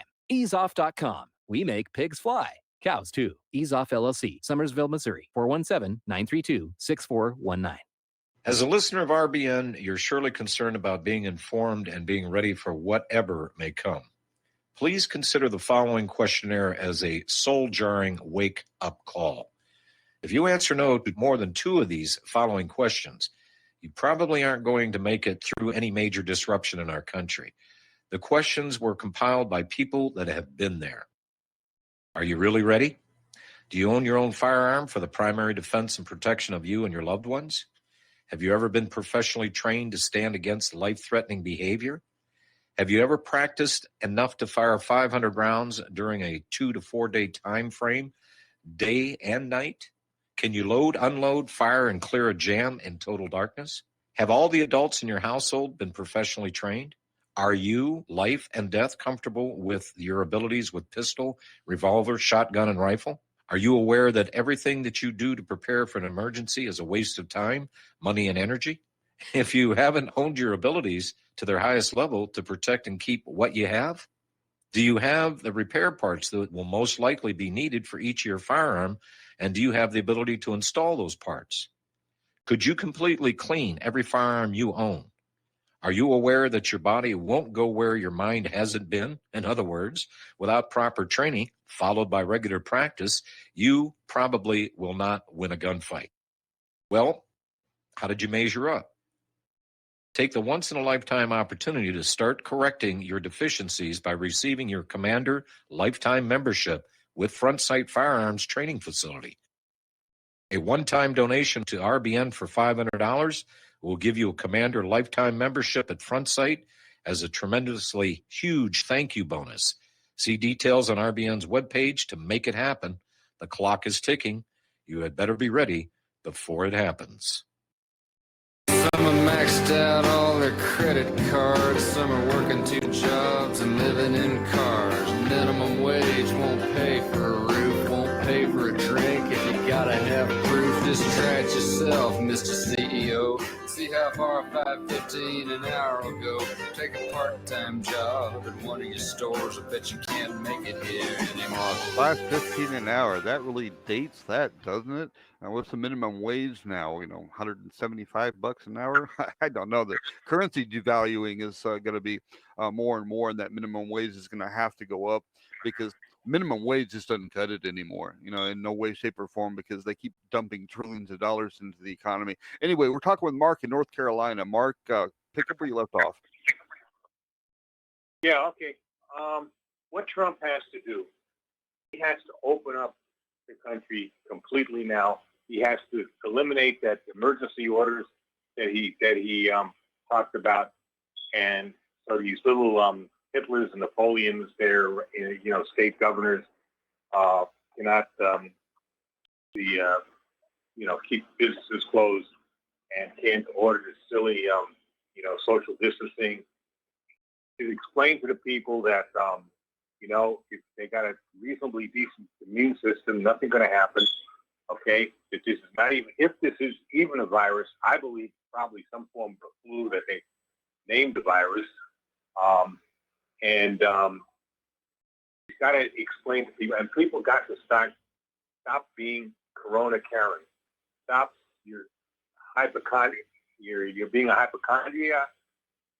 Chondriac. I mean, I used to look. I was in the beginning. I was scared. Crap was okay because I thought this was. It sounded like the coming of the Black Plague or the what do you call it again? The bubonic plague. Yeah. But then I started realizing it was nonsense. It took me a couple of weeks to understand that this was a scam, plain and simple. And these masks, for crying out loud, folks, you are going to get sick because those masks are lowering your immune system. You're not eliminating waste from your body, and breathing out is part of the way you're eliminating waste from your body. You're hurting yourself, and these poor people are got to work whole shifts with these masks on. I really feel so sorry for them. You gotta go to your employers and say, hey, you can't make us do this. It's not right. This has got to stop. By the way, unfortunately, you have some people who mean well in other things. They still buy this stuff. There's a certain listener to Mike's show. There's a couple of listeners, but one in particular from New Jersey who still seems to believe this crap. Okay, and thinks you got to go out every day wearing a stupid mask. And there's cases all over the country starting again.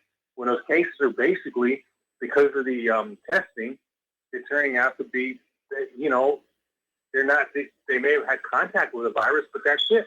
And by the way, don't get yourself tested, folks, if you can help it. Whenever I go into a store now, I turn my cell phone off. I keep it in the car. I'm thinking of just not even carrying it with me anymore. Period. I use cash now to buy everything other than gas. If it's not too crowded at the gas station. If I see too many people next to me, I'll even take cash at the gas station. Okay? Because that's the best way. You don't want to be traced, because once they trace you, now they got you on their list. That's all that is. They want control of us. Okay? That's all this is, folks. That's exactly what it is. And stop fighting between blacks, whites, browns, or whatever else. We're all in the same boat. There is an enemy. That enemy is the elitist at the very top. Correct. Okay? They come in all colors and races. That's the enemy. We're not each other's enemy. Stop it, folks. You just hurt. You're doing them a favor. Okay? And as far as what's that called? Antifa and BLM, Black Lives Matter. These are just tools of the establishment. That's all they are. They're not real radicals. They're Trotskyites. They're not even communists. They're Trotskyites. A lot of them are paid protesters. Okay, and one good thing he did is he got rid of Trotsky because he understood Trotsky was a globalist. Stalin, if nothing else, believed in large families. He was against it. He actually outlawed abortion. A lot of people don't know that. Trotsky stood for all the garbage you see these radicals stand for today. Okay, these are Trotskyites. That's why the neocons and the neo-libs are so close to Trotsky. Understand that, folks. Pretty much that's all I got to say. Like I said, somebody wants to challenge what I just said, I'm glad. Feel free to do it. Okay, but I think I got this right, and I'm not the only one saying it. And please, folks, watch Tucker Carlson tonight. Okay. Also go to Del Bigtree. All right, and watch his interview with that nurse.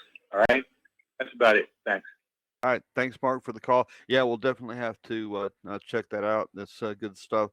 Yeah, the masks really don't protect you. We had a doctor on one of the programs on one of the other places that I'm at, and he was explaining how the mask will protect you against a virus like a chain link fence will protect you against a mosquito swarm.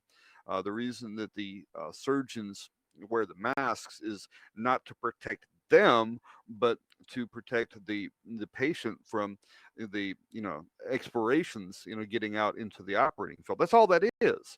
And so if you're sick, yeah, wearing a mask might help a little bit, but if you're sick, you shouldn't be going out in public at all. You should be staying home. All right, we're at the bottom of the hour break here. 800-313-9443. Phone lines are open. Give us a call.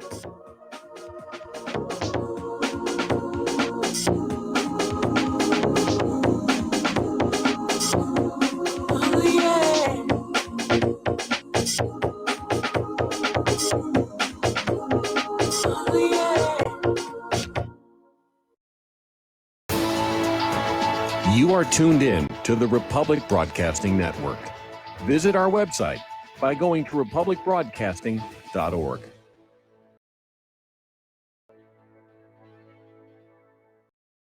Extend your life with Extendovite.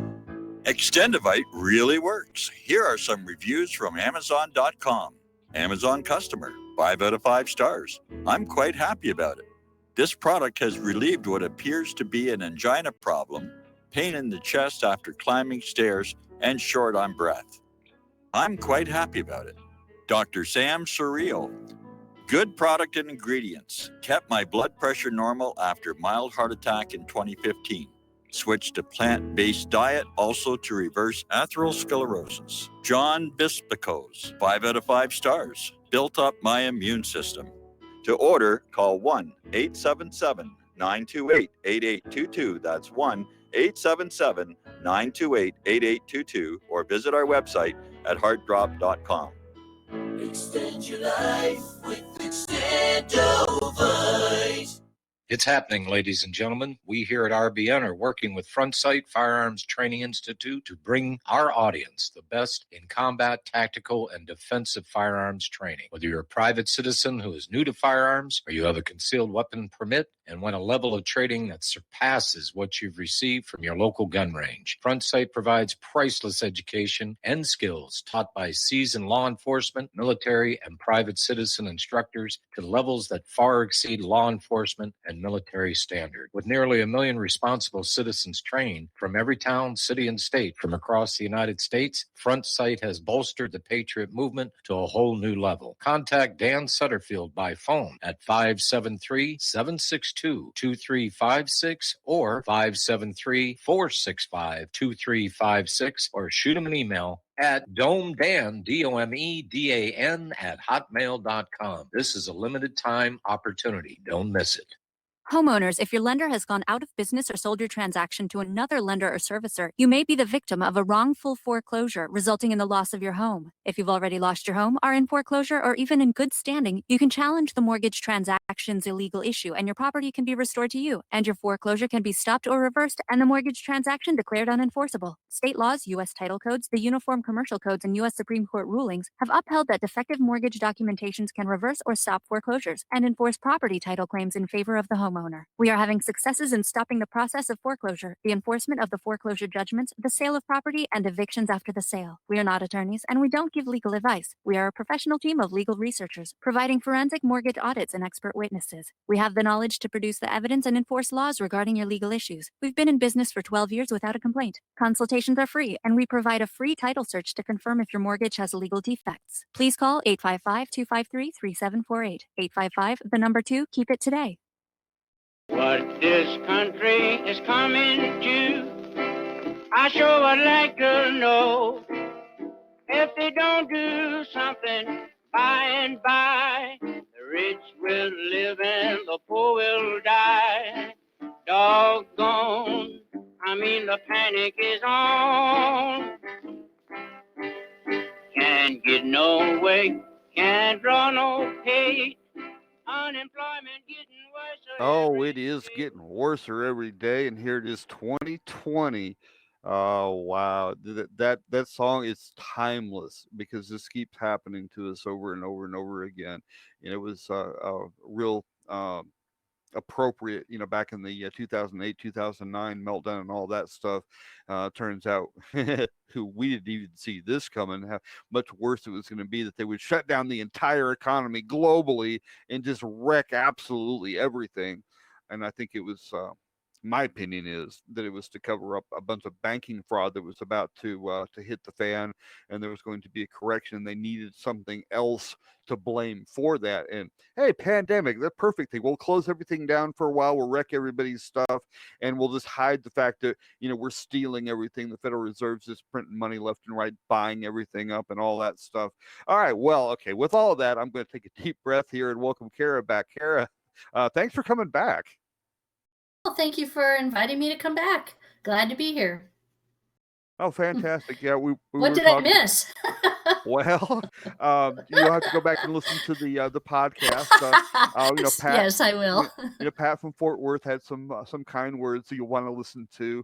The start of the second hour, and we were talking with Mark, and we were getting into the masks and the coronavirus and all the stuff that we've been talking about ever since this pandemic stuff started, and how the masks aren't really helping anybody, and the social distancing is just making things worse, all that kind of stuff. I mean, you've heard all this. You mean stuff the before. anti-social distancing? Yes, the anti-social distance. That's exactly what we should be calling it, because That's there's exactly nothing what it social about is. it.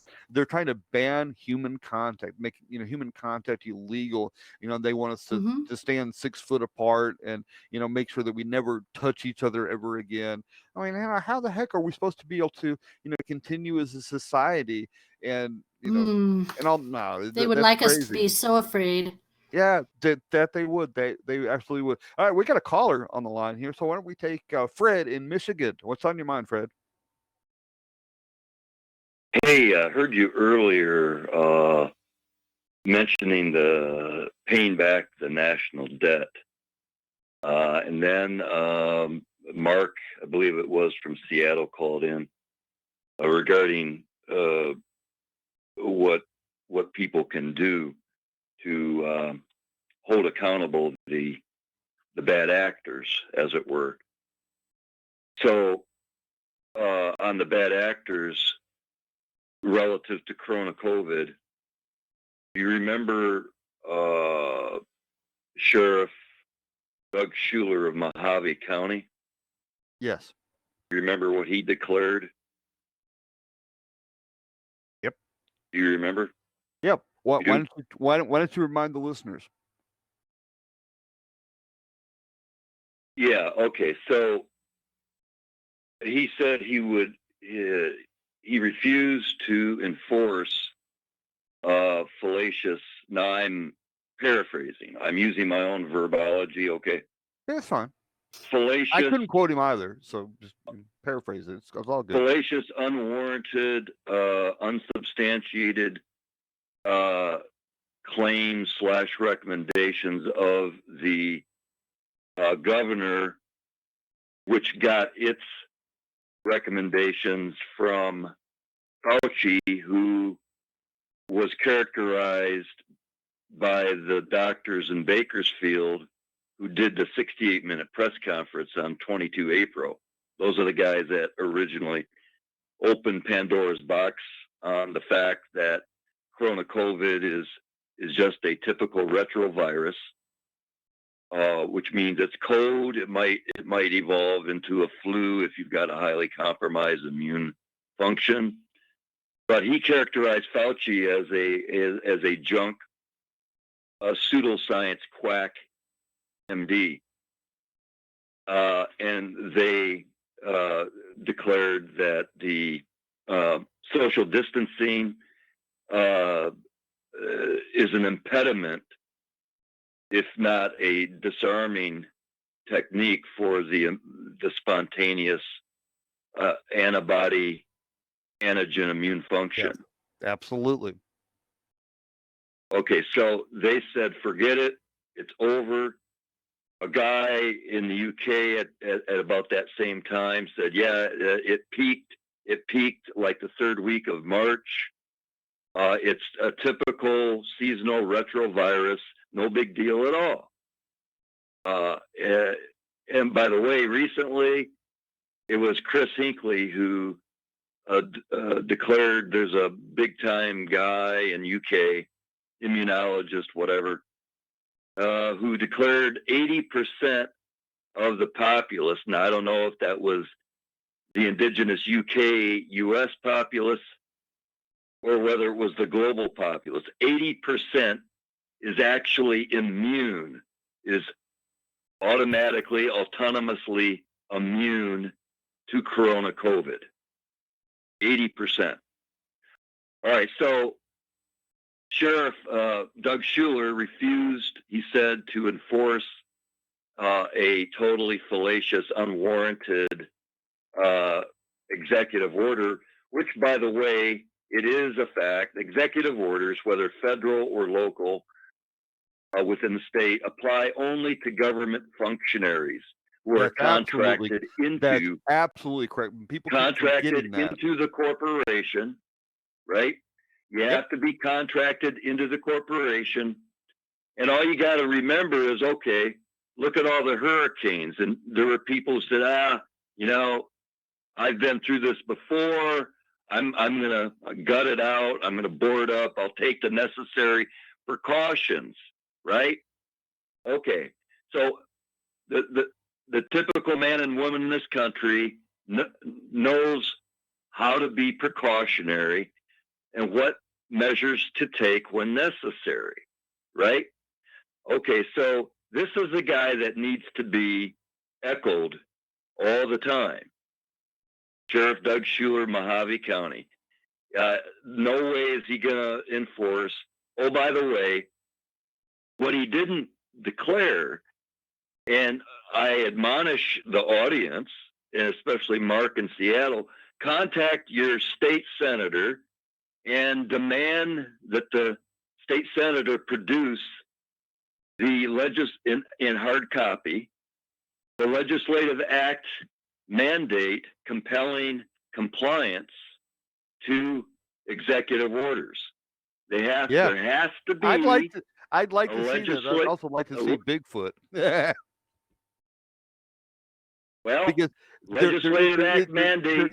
There is no way that an executive order applies to anybody outside the government corporation, like what you were saying.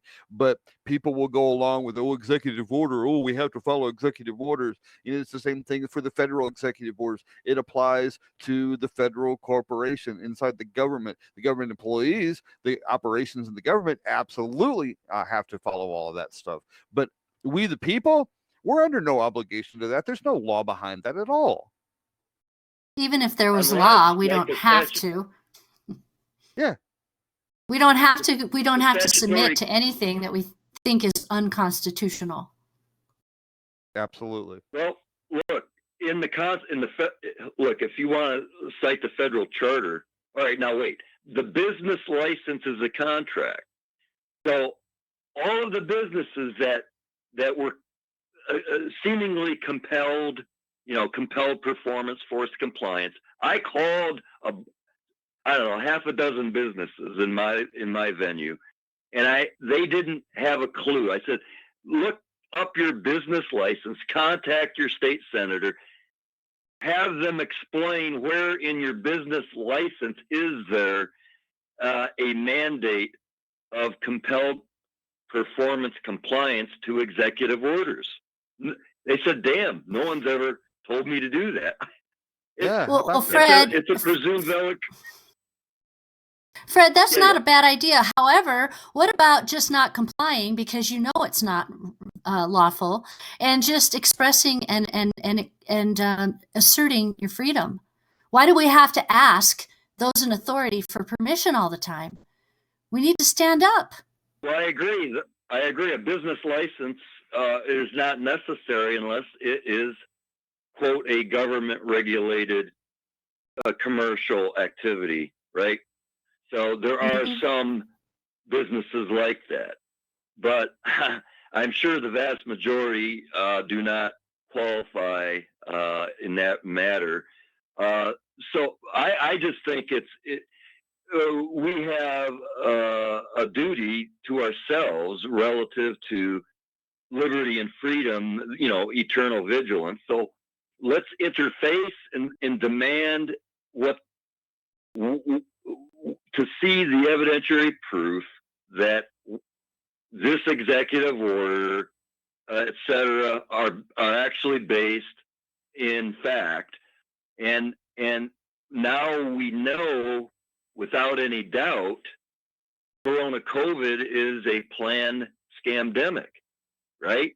A planned scamdemic. Now there is the possibility, according to Luc Montagnier in France and a group of scientists in India, and I guess some others in the UK, that the Corona COVID DNA sequence has some genetically spliced in HIV sequence. And apparently Fauci owns the patent on that DNA sequence that was spliced in, i.e. weaponization. And it's well documented Yes. that Fauci has funded. And you the also Wuhan- have Fauci and Bill Gates all tied in together, and this is a topic we should get into when we've got a lot more time, because this is a very big deep subject, because it really is kind of messy. Do you have any last words here, Fred? Because I do kind of get to moving on along here. Yeah, I agree. Well, what can I say? The national debt, my friend, we are the surety. We are the surety via the original birth record, right? And the original bond. We are not the debtors. We don't owe the FedRes stockholders anything. They owe us everything. Okay? And all we got, think about this. I'll leave you with this. Why not have a public central bank owned by us? Yeah. We'll just Absolutely. do a switcheroo. No more private We'll central transfer bank.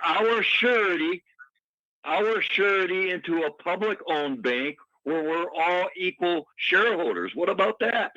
Yeah, something like that could. You're gonna have to get a lot more of a backbone before that can happen. Yeah, that's definitely true. Thanks for the call there, Fred. And we talked about no private central banks, here on What Really Happened for a very long time. And, Mike had the article, All Wars Are Bankers, where the bankers have been behind all of this rot. So, Fred, thank you for your call.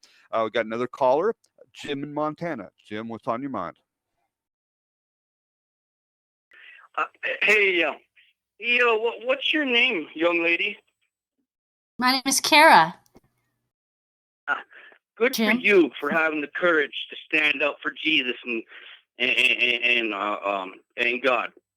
And I usually try to respect Michael's rules on the religion and whatnot. But since you went ahead and opened the door and it is your show today. Here I go. I've got a message. Thank you. I've got a message for Christian. Well, most Christians that believe in the rapture and coming in, and for non-Christians as well. The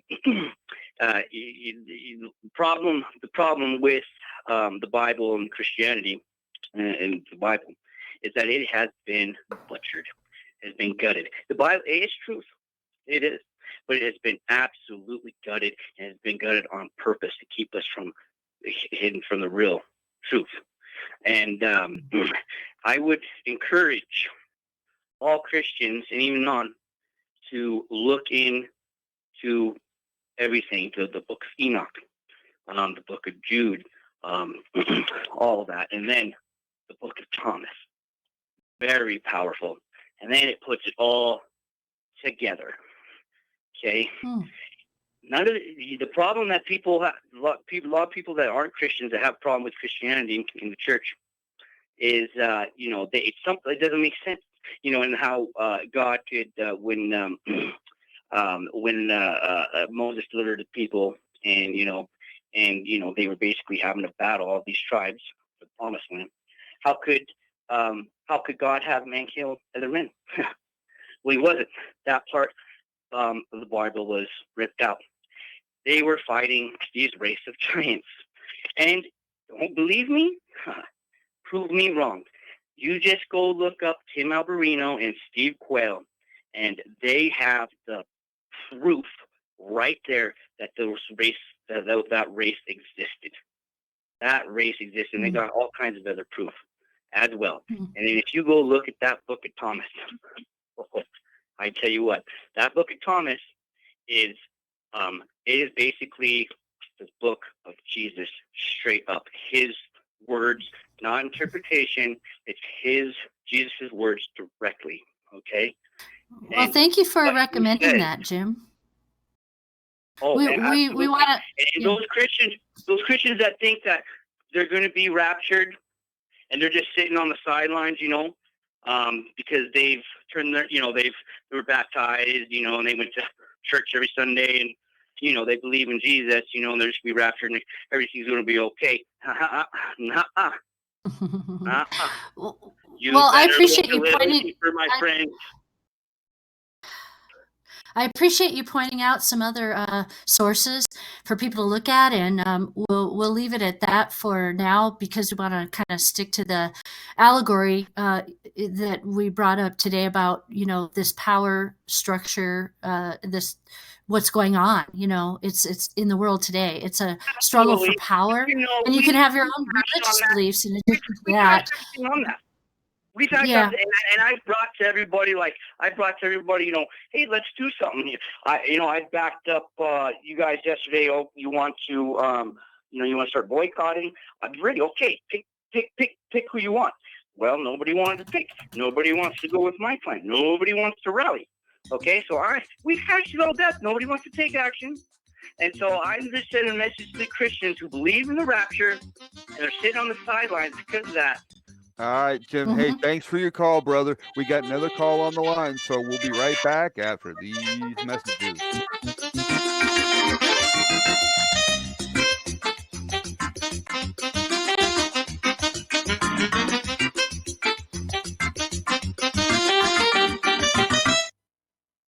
Here at Republic Broadcasting Network, we have been building our online store.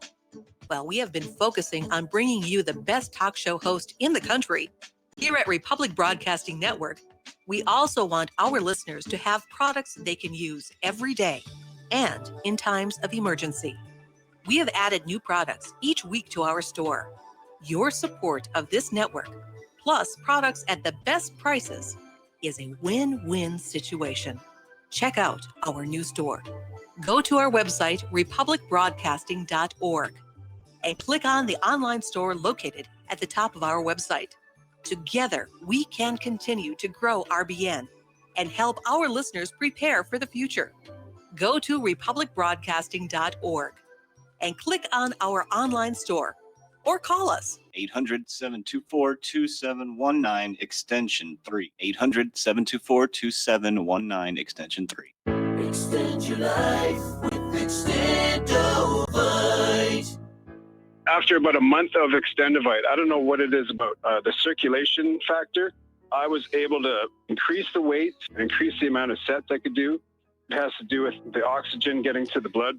You should market this as an athletic performance. And I don't change anything about my diet or anything. I just thought, what the hell is in this stuff? This is amazing. Bilberry extract is got something called resveratrol in it, which is the same stuff that you get from red wine. It's also good for eyesight. And I was reading that the Royal Air Force during World War II would give their pilots bilberry jam so they could have better night vision stuff. This is amazing. To order, call 1-877-928-8822. That's 1-877-928-8822. Or visit our website at heartdrop.com. Extend your life with Extendovite. Talk Right, the conservative app offered by TalkStream Live that caters exclusively to the conservative talk radio community. Here you'll see only talk shows and podcasts from the conservative right, all the big broadcast names and online digital shows in one place. Talk Right makes it easy to find all your favorite conservative talkers with all the upscale features you come to expect from TalkStream Live. Keep up with the fast-paced political world. Download Talk Right today from Google Play or the App Store. The Republic Broadcasting Network late-night premiere show, The Red Pill Hardcore, is hosted by activists that want to hear from you, the listeners, so that you can get involved in the activism. Please call in at 800-313-9443 at 10 p.m. to enter the discussion. To book yourself as a guest, call our studio at 202-657-5715 or contact RBN staff. Remember, keep it real and take the red pill. If you got the money, honey, we got the bombs. We'll plant them anywhere you like and blow up anyone. Whip this world into a frenzy, killing babies, dads, and moms. If you got the money, honey, we got the bombs. If you got the money, well, we won't say we did. The No, we'll just blame somebody else for what we just did. That seems to be kind of the playbook here these days. We got another call here. Last call of the day. Tom in Utah, what's on your mind? Well, I just wanted to say, if I can keep you brainwashed or ignorant about the facts, the true facts about these pathogens, I can keep you dependent upon my medical treatments, but actually I can make you disposable. And by keeping people ignorant of the real facts on these pathogens and their responsibility in terms of their contagiousness and how they get to you, I can spook you into this mess that we have right now, readjust the economy, but I can also eliminate the breeders and eaters. In other words, this is designed not only to fix the economy, but to starve the poor to death. That's what makes me a little angry. I have not heard from my true pathologist fellows. They've not spoke up. They'll give you bits and pieces, but they won't tell you the whole picture, so you don't know what you can do to avoid the problem in the first place. Yeah, So I that's invite people. very good point. I invite people, if they want the word of a 40-year-old pathologist, I mean a 40-year pathologist, I'm talking about, I'm 80, but I labored in that field both in veterinary and human for the Department of Agriculture, even the Department of Army and Air Force. And I know this virus. I've had my own experience with it. It nearly killed me in 1964 because of an accident in the lab. But everybody's been led to believe that this is a creation of man. No, man is not that smart. We simply collect and categorize things. And then if we want to, we can actually dope the whole system with a special virus. And how you do that, nobody wants to know, because they all if they know that, they can take responsibility and not be suffering from any infection at all. It'll pass by them as the angel of death did in the Israeli camp. The Israelis followed the counsel of Moses or the Lord, so to speak. Wow. Anyway, Tom, I thank you. invite people to go to poisoningthepoor.com. My phone number is at the bottom, and if they want to know the whole picture of these viruses, alleged viruses, let's put it that way, call me and I'll take you through it. It's very simple. These viruses do not travel through the air. They do not exist on a surface for any more than a few moments at all. How do they get into your body? That's what people do not want to know. Wow, I wish Yes, you would have it's called really in a true. lot earlier, Tom, because this is great. This is good stuff. Poisoningthepoor.com. Everybody check that out, and try to call back at some point. You know, when we got more time, because I'm sure Michael want to talk with you about this, because this is good stuff. Thanks for your call there, Tom. On the Gareth? way, like Any closing run words? me Because like hey, scared chickens. we got the bump music. Tom, thanks for your call. Carrie, any quick closing words? Just don't live in fear, live in liberty. Be proactive. Yep, I think that says it pretty much adequately there. All right, this is what really happened. Ryan Dawson will be in the chair tomorrow, and Mike will be back on Monday. Hallelujah. Everybody stay safe, and we'll talk to you again soon.